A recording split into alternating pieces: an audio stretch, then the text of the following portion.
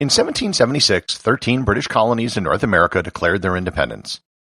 If you got a brand new country with that new country smell, what's the first thing you need to do? Well, you need to come up with a name for the country. Believe it or not, the United States of America wasn't everyone's first choice.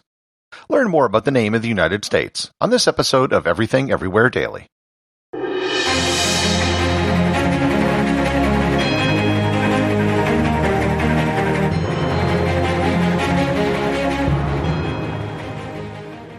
Hello, my name is Talia Smith, the host of Once Upon a Time, a storytelling podcast. On our show, we talk to historians, artists, podcasters, and creators from all around the world about the stories that impact our lives. Join us for Once Upon a Time, a storytelling podcast, Season 3, streaming on all platforms April 2nd. You can find us at A Storytelling Podcast on Instagram for more information. Before we get into the creation of the name of the country in question, we have to take a step back and look at the origin of the word America. As you might be aware, the word America is believed to have come from the name of an Italian navigator named Amerigo Vespucci. The first use of the word America was in 1507. German cartographer Martin Waldseemüller created a map which was at the time the largest map in the world. His map was the very first one that showed a unique landmass that was separate from Asia. For 15 years after the first voyage of Columbus, most people still thought that this land was part of Asia, and that a route to India might still be possible.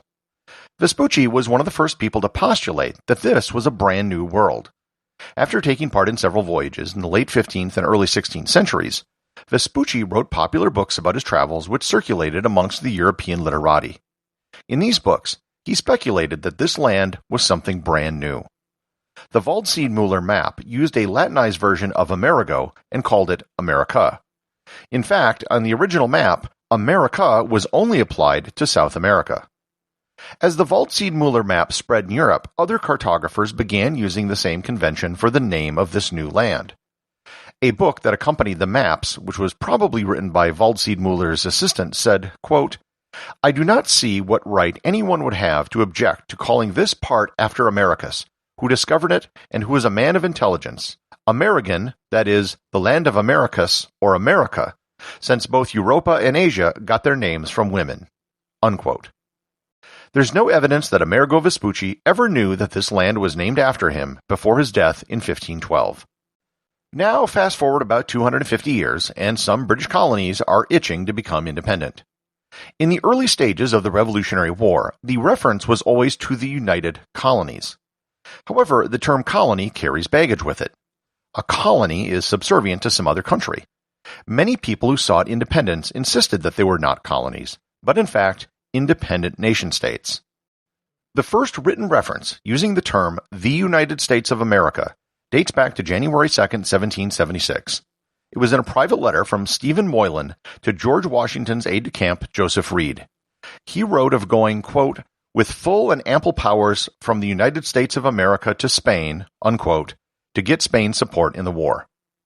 The first public publication of the phrase was in the Virginia Gazette newspaper in Williamsburg, Virginia, on April 6, 1776. The term United States of America was also put in the first Articles of Confederation, as well as the Declaration of Independence. The term is really more descriptive than anything else.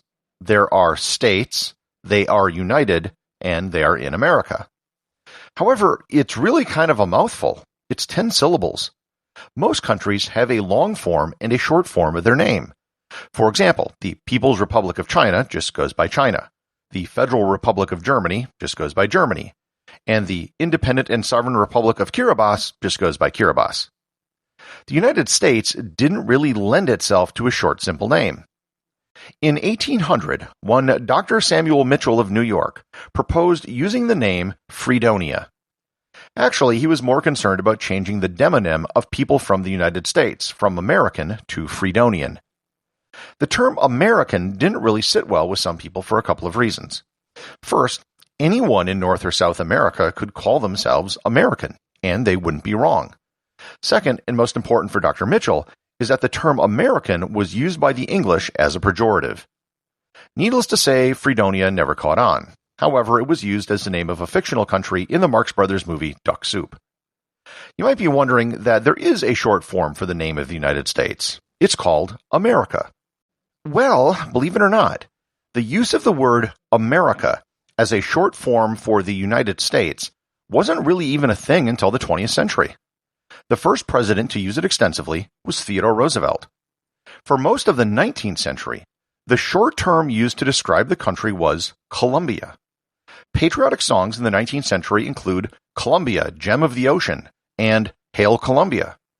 Other 19th century patriotic songs, such as the Battle Hymn of the Republic, the Star-Spangled Banner, and My Country 'Tis of Thee, never use the word America.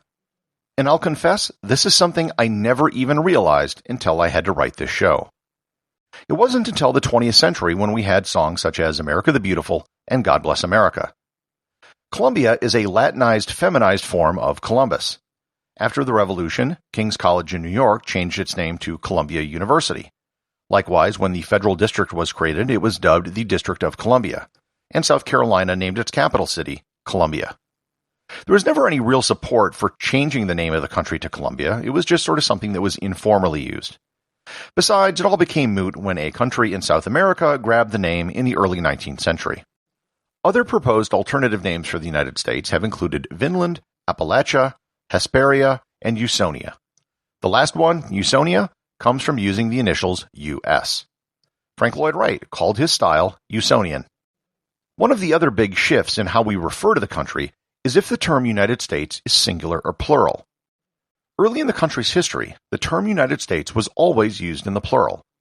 In the Constitution, there are references to treason which refer to the United States in the plural, as does the 13th Amendment. The start of the change from plural to singular started with the Civil War. However, despite what many people think, it was not a sudden change.